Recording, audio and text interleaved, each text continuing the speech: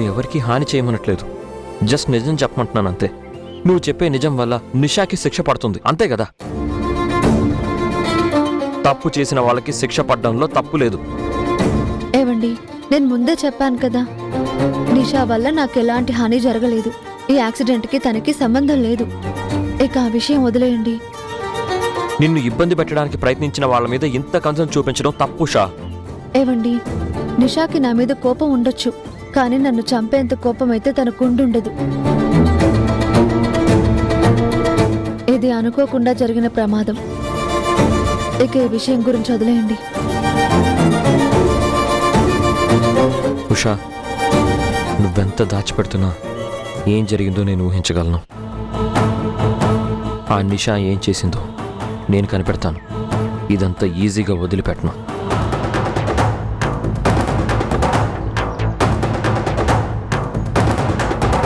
Doctor ఏమన్నారు? రేపు morning discharge చేస్తామని చెప్పారు. సరే, నువ్వు ఇంటికెళ్ళు. నేను ఉషాని తీసుకొని రేపు పొద్దునే వస్తాను. ఇంట్లో అందరికీ ఈ విషయం చెప్పి భయపెట్టుకో. సరేరా. అమ్మ ఉషా, జాగ్రత్త. అలాగే బావగారు.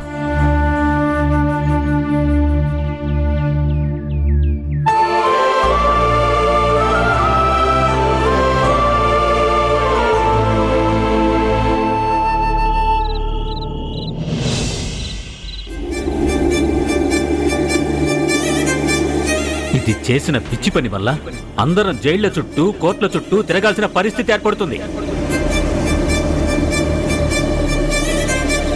వాళ్ల మీద పగ సాధిస్తాను అని అనవసరంగా పిచ్చి పిచ్చి పనులన్నీ చేస్తున్నాం. ఇప్పుడు పోలీసులు ఎంక్వైరీ చేయడం మొదలు పెడితే నీ జీవితమే నాశనం అయిపోతుంది. అనవసరంగా ఉషా మీద కాస్త కరుణ చూపించి కారుతో చిన్నగా డాష్ ఇచ్చాను. ఉషా చచ్చేలా గుద్ది పడిస్తే ఒక పని అయిపోయేది, దాని పీడ విరగడైపోయేది. అయినా ఇప్పుడు మాత్రం ఏమయ్యింది? అవకాశం ఇంకా నా చేతుల్లోనే ఉంది.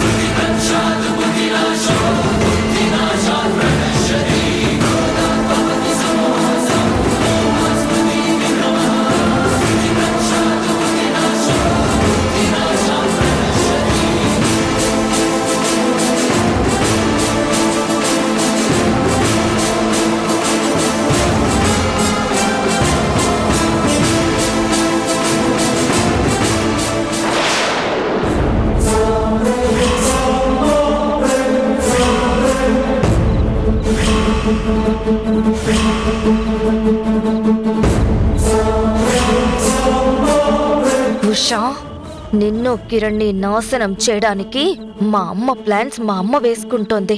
కానీ నా చేతులతో నేను ఏదో ఒకటి చేస్తే తప్ప నిన్ను నాశనం చేశాననే సంతోషం నాకు లభించదు. ఇదే నాకు దొరికిన మంచి అవకాశం.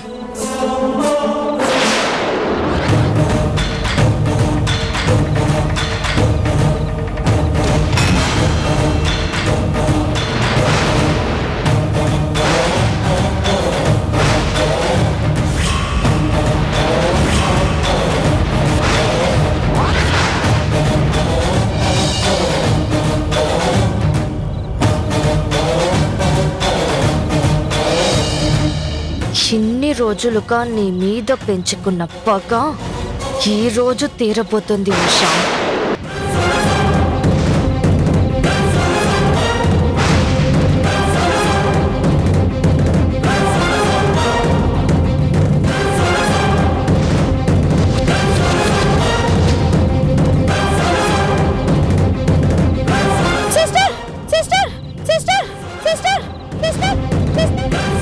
ఏమైంది మేడం? వాష్రూమ్కి వెళ్ళాలి, ఇది కొంచెం తీస్తారా? అలాగే మేడం.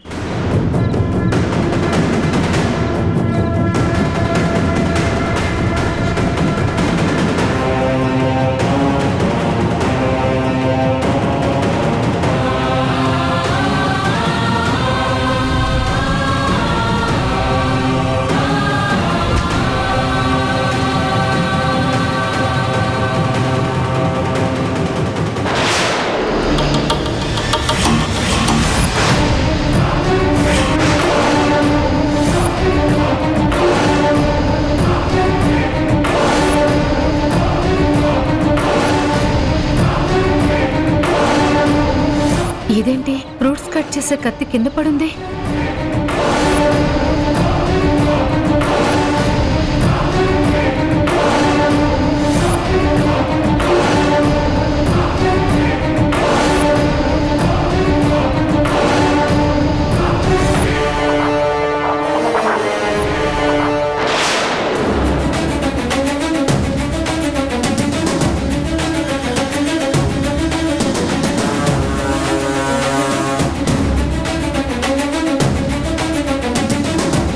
సిస్టర్, ఈ రూమ్లోకి ఇంకెవరైనా వచ్చారా?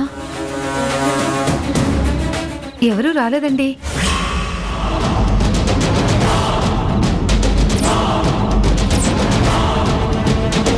మీరు రండి.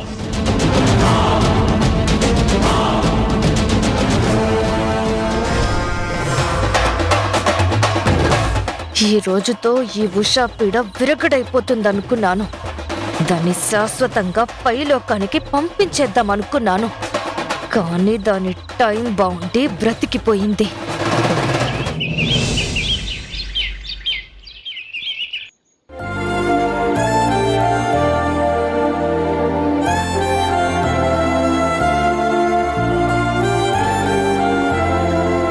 ఏవండి, ఒకసారి నిషాని కలిసొస్తాను. అవసరమా ఇప్పుడు? పాపం అండి, తను ఎలా ఉందో ఏంటో ఒకసారి కనుక్కోవాలనుంది. సరే, నేను ఈ లోపు డిశ్చార్జ్ ఫార్మాలిటీస్ చూస్తాను.